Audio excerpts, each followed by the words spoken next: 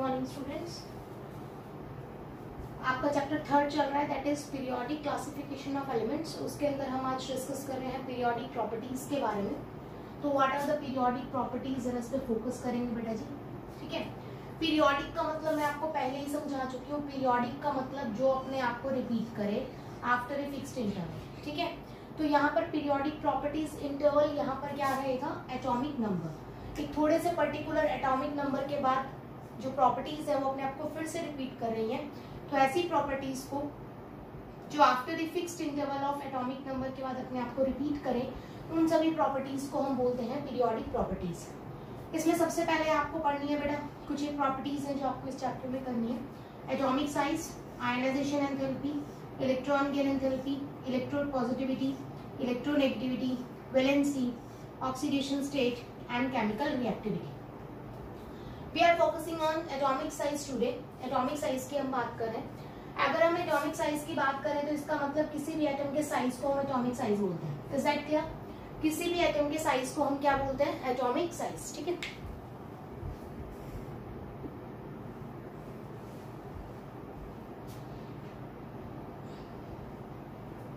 Focus किया है आपको शायद। तो किसी भी एटम की साइज को हम एटॉमिक साइज बोलते हैं। और एटॉमिक साइज हम सिर्फ 3 चीजों में मेजर करते हैं, एंगस्ट्रॉम, पिकोमीटर और नैनोमीटर में। ठीक है, दीज आर यूनिट्स। ये एक्चुअलिटी में यूनिट्स हैं। आपके एटॉमिक साइज को मेजर करने की यूनिट्स कौन कौन सी हैं, एंगस्ट्रॉम, पिकोमीटर एंड नैनोमीटर। ठीक है, 1 एंगस्ट्रॉम कितने सेंटीमीटर के इक्वल होता है, 1 पिकोमीटर कितने के, और 1 नैनोमीटर कितने सेंटीमीटर के इक्वल होता है। ये आपको होमवर्क है, ये आपको करना है। आप मुझे नेक्स्ट लेक्चर में और व्हाट्सएप पर रिप्लाई करेंगे कि इन तीनों का आंसर क्या है। ठीक है, कन्वर्ट देम इनटू सेंटीमीटर में। आपने मुझे बताना है कि सेंटीमीटर में इन्हें कितने कितने होते हैं। ठीक है, ओके। तब एटॉमिक साइज कुछ बोलेंगे भी कि किस चीज में उसको मेजर करें। तो एटॉमिक साइज को हम, यूनिट्स तो ये है, इन यूनिट्स में जो साइज आता है उसको हम बोलते हैं एटॉमिक रेडियस। मतलब हमने एक बेस बना दिया एटॉमिक साइज को मेजर करने का कि हम रेडियस को मेजर कर लेंगे। तो अगर हम रेडियस को मेजर करते हैं तो वो हमारा एटॉमिक रेडियस कहलाता है और वही हमारे एटॉमिक साइज को डिफाइन करता है। आपको दिख रहा है दिस इज द न्यूक्लियस बेटा, जो सेंटर में पॉइंट लगा हुआ है दिस इज द न्यूक्लियस। ठीक है, ये सारे शेल्स है, बहुत सारे 4 शेल्स मैंने यहाँ बनाए हैं। बाहर वाले शेल को हम बोलते हैं आउटर मोस्ट शेल। तो न्यूक्लियस के सेंटर से लेके आउटर मोस्ट शेल तक का जो डिस्टेंस होता है वो कहलाता है एटॉमिक रेडियस। तो distance from the centre of nucleus to the outermost shell is known as atomic radius. तो ये आपका एटॉमिक रेडियस है बेटा। एटॉमिक रेडियस राजे 2 तरह का होता है, होमो एटॉमिक और हेटेरो एटॉमिक। होमो एटॉमिक का मतलब क्या है, होमो मतलब सेम, एटॉमिक का मतलब एटम्स। फॉर एग्जाम्पल जैसे मैं ले लूं बेटा H2, Cl2, Br2। ठीक है, इस तरह से, मतलब H2 में हाइड्रोजन हाइड्रोजन सेम है, क्लोरीन सेम है, ब्रोमीन सेम है। तो होमो एटॉमिक का मतलब ये होता है। तो जहां पर नंबर ऑफ एटम्स दोनों सेम होते हैं उन टाइप के रेडियस को हम बोलते हैं होमो एटॉमिक रेडियस। और दूसरे जहां पर सेम नहीं होते हैं, जैसे मैंने बोल दिया बेटा HCl, HF, तो आपका यहाँ पर क्या है, हाइड्रोजन और क्लोरीन अलग अलग एटम्स है, हाइड्रोजन और फ्लोरीन अलग अलग एटम्स है। तो अलग अलग एटम्स है तो उस टाइप के एटॉमिक रेडियस को हम बोलेंगे hetero atomic radius. Same atoms है तो हम बोलेंगे होमो एटॉमिक रेडियस। ठीक है, अब आपकी जो एटॉमिक रेडियस है टोटल 4 टाइप्स की आपको आगे बढ़नी है। Covalent radius, ionic radius, wonder wall radius and metallic radius. If I am talking about covalent radius, covalent radius का मतलब क्या है, सिंपल, अगर आपका कोई मॉलिक्यूल कोवेलेंट बॉन्डेड है, कोवेलेंट बॉन्ड के बारे में आप 10th क्लास में भी पढ़ के आए हैं। कोवेलेंट बॉन्ड का मतलब होता है 2 एटम्स जो एक दूसरे के अंदर ओवरलैप हो जाएंगे, इस तरह से एक दूसरे के अंदर घुस जाएंगे। उस टाइप की बॉन्डिंग को जहां पर फील्ड को शेयर किया जाता है, एटॉमिक फील्ड को, जैसे ये आपका एक सेंटर है बेटा, दिस इज माय एटम। ठीक है, this is my atomic atom है, ये मेरा एक और एटम है जिसकी एटॉमिक फील्ड है, दोनों एक दूसरे को शेयर कर लेंगे, कुछ इस तरह का बना देंगे। ठीक है, तो आपकी यहाँ पर जो फील्ड होती है वो एक दूसरे के अंदर ओवरलैप हो जाती है। उस टाइप के रेडियस को हम बोलते हैं कोवेलेंट बॉन्डेड एटम्स और कोवेलेंट रेडियस। ठीक है, अब ये 2 तरह से हो सकता है बेटा, आपके सेम एटम्स भी बॉन्डेड हो सकते हैं, जैसे मैंने यहाँ बताए थे।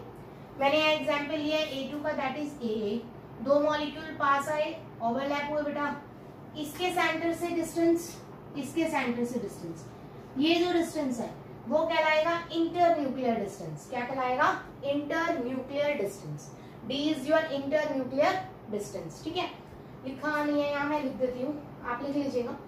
D is your inter nuclear distance. तो इंटर न्यूक्लियर डिस्टेंस का आप सीधा सीधा हाफ कर दीजिए, दैट इज बाय 2। आपके पास कोवेलेंट रेडियस आ जाएगी अगर दोनों एटम सेम है तो।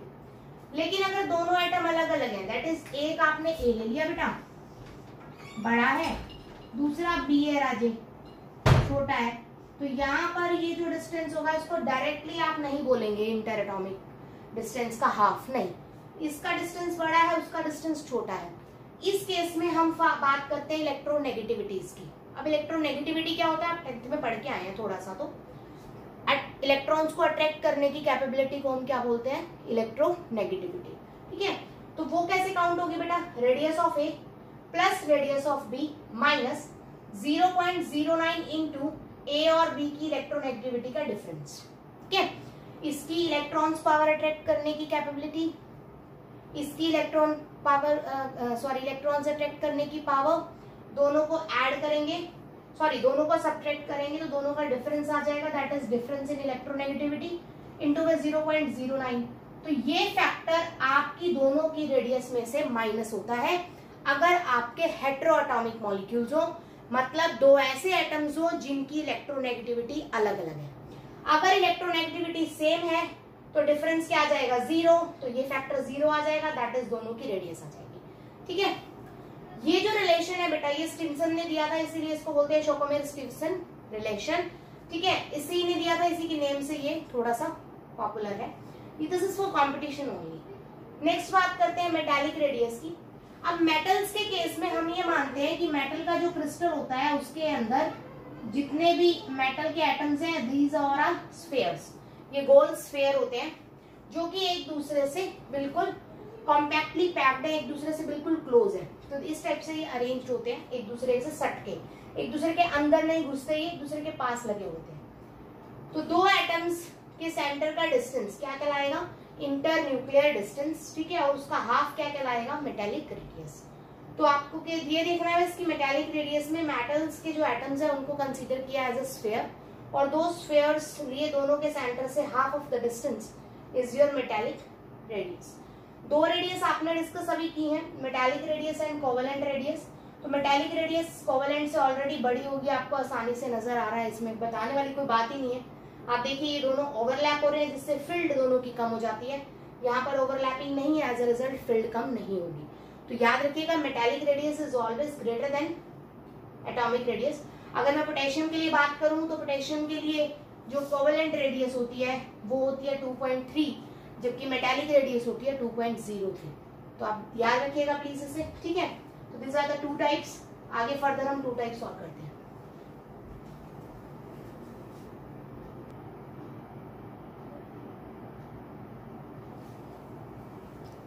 नेक्स्ट टू टाइप्स है आपकी van der Waals radius and ionic radius. अगर मैं वंडरवॉल रेडियस की बात करूं तो वंडरवॉल एक्चुअली मॉलिक्यूल्स के केस में होता है। आपको पता है जब गैसेस होती हैं तो वो हवा में नॉर्मली क्या होती है, एटमॉस्फेयर में यूं ही तैरती हैं, लेकिन जैसे ही वो पास पास आती हैं, एग्रीगेट करती हैं, कंडेंस करती हैं, तो वो कन्वर्ट होती हैं सॉलिड्स में। तो जब भी आप किसी गैस को सॉलिड में कन्वर्ट करते हो तो उस केस में हम वंडरवॉल रेडियस को मेजर करते हैं। तो क्या होता है कि गैसेस के मॉलिक्यूल है, लाइक मैं I am taking example of Cl2। Cl2 का मॉलिक्यूल ये है बेटा, एक मॉलिक्यूल ये है। तो जैसे ही आप इसे कंडेंस करेंगे थोड़े से पास पास आएंगे, लेकिन बिल्कुल क्लोजेस्ट ये नहीं हो पाते हैं। ठीक है, तो ये जो मॉलिक्यूल है तो ये नॉन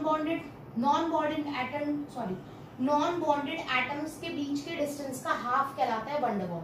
आपको दिख रहा है ये दोनों बॉन्डेड है, ये दोनों बॉन्डेड है, ये वाला और ये वाला एटम जो क्लोजेस्ट है और लेकिन नॉन बॉन्डेड है, इन दोनों में कोई बॉन्ड नहीं है। इन दोनों के सेंटर से डिस्टेंस लिया d कहलाएगा इंटर न्यूक्लियर डिस्टेंस, और उसका हाफ कर देंगे, दैट इज वंडरवॉल रेडियस।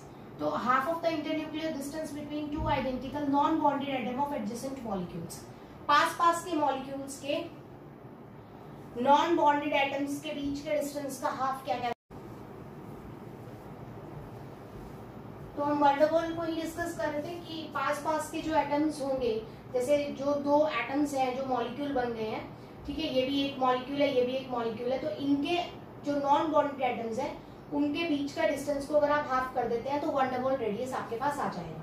ठीक है, आप पहले देख चुके हैं metallic radius is greater than covalent, और यहाँ आपको आसानी से नजर आ रहा है कि one double is more than covalent, sorry metallic. तो सबसे बड़ा होता है metallic one double radius, then आपका मेटालिक, देन कोवेलेंट। नेक्स्ट हम बात करते हैं आयनिक रेडियस की। तो आयनिक रेडियस में बेटा सेंटर से डिस्टेंस शेल तक नहीं लेना है। किसी भी आयन अगर कोई पॉजिटिव और नेगेटिव आयन है तो उसके शेल्स के बाहर तक भी इफेक्ट रहता है। जैसे मैग्नेट की अगर मैं बात करूं तो मैग्नेट को अगर मैं बीच में रख देती हूँ तो उसके काफी चारों तरफ के एरिया तक उसका इफेक्ट रहता है। इसी तरह से आयन का इफेक्ट भी काफी दूर तक रहता है। तो इसी तरह से सेंट्रल न्यूक्लियस से लेके बाहर उसका इफेक्ट जहां तक रहेगा उस डिस्टेंस को हम क्या बोलेंगे, आयनिक रेडियस। तो आयनिक रेडियस आपके आयंस की फॉर्म में हो सकते हैं, that is cation and anion. तो कैटायंस का साइज नॉर्मली आपके एटम से छोटा होता है और एनायंस का साइज नॉर्मली एटम से बड़ा होता है। नो, मेरे कहने का मतलब यहाँ कैटायन से है कि that is Na positive is smaller than Na। अपने ही एटम से क्या होगा, वो छोटा होगा। इसी तरह से Cl negative is greater than Cl, अपने ही एटम से एनायन क्या होगा, बड़ा होगा। ठीक है, ऐसा होता क्यों है, जरा ध्यान दीजिए प्लीज। सोडियम की इलेक्ट्रॉनिक कॉन्फ़िगरेशन 281, सोडियम पॉजिटिव 28, ठीक है, एक इलेक्ट्रॉन लूज कर दिया बेटा। यहाँ पर इलेक्ट्रॉन कितने हैं, 2 8 1 11, प्रोटॉन भी कितने होंगे, 11, तो 11 प्रोटॉन 11 इलेक्ट्रॉन को खींच रहे हैं। ठीक है, डन। यहाँ पर एक इलेक्ट्रॉन लूज करते ही आपके शेल सबसे पहले घटे, तो या तो आपके शेल घट सकते हैं, फर्स्ट पॉइंट, इलेक्ट्रॉन लॉस करने से या तो आपके शेल्स घट सकते हैं। तो अगर आपके शेल डिक्रीज हो जाते हैं 2 8 तो भी साइज छोटा हो जाएगा। दूसरा फैक्टर है इफेक्टिव न्यूक्लियर चार्ज, वो क्या है, इलेक्ट्रॉन बेटा एक लॉस हो गया, इलेक्ट्रॉन बचे 10, प्रोटॉन कितने हैं 11, 11 प्रोटॉन 10 इलेक्ट्रॉन को खींच रहे हैं। जब 11 प्रोटॉन 10 इलेक्ट्रॉन को खींचेंगे तो ज्यादा अच्छे से खींचेंगे, बहुत ज्यादा दम लगा के अंदर की तरफ, as a result size shrink कर जाएगा और साइज हो जाएगा छोटा। ठीक है, क्लोरीन के केस में बात करते हैं, C287 बेटा एक इलेक्ट्रॉन दे दिया, बन गया 281। बाहर वाले शेल में पहले 7 इलेक्ट्रॉन थे, अब एक और ऐड कर दिया, टोटल हो गए 8 इलेक्ट्रॉन, मतलब 7 को थोड़ा पास पास आना पड़ेगा ताकि 8वें को अपने साथ एडजस्ट कर सके। पास पास आएंगे तो उनके बीच में इंटर इलेक्ट्रॉनिक रिपल्शन बढ़ेगी, आपस में रिपेल करने लग जाएंगे तो अपना साइज बढ़ा लेंगे ताकि अपने आप को स्टेबल कर सके। First point. Second, effective nuclear charge decrease करता है, सेम चीज देखेंगे, 17 इलेक्ट्रॉन 17 प्रोटॉन, ठीक है, इजी अट्रैक्शन हो रही है। यहाँ पर एक इलेक्ट्रॉन बढ़ गया, 18 इलेक्ट्रॉन 17 प्रोटॉन, 17 प्रोटॉन 18 इलेक्ट्रॉन को उतनी बढ़िया तरह से अपनी तरफ नहीं खींच सकते, एज अ रिजल्ट साइज बड़ा हो जाएगा, साइज एक्सपेंड कर जाएगा। तो हमेशा एटॉमिक रेडियस की अगर मैं बात करूं किसी भी एटम के लिए, जैसे Na लिया तो Na से बड़ा होगा, सॉरी Na से छोटा होगा आपका Na पॉजिटिव। इसी तरह से क्लोरीन लिया तो क्लोरीन से बड़ा होगा क्लोरीन नेगेटिव। तो इलेक्ट्रॉन देने के बाद, दैट इज लूज करने के बाद एटम हमेशा छोटा हो जाता है, आयन छोटा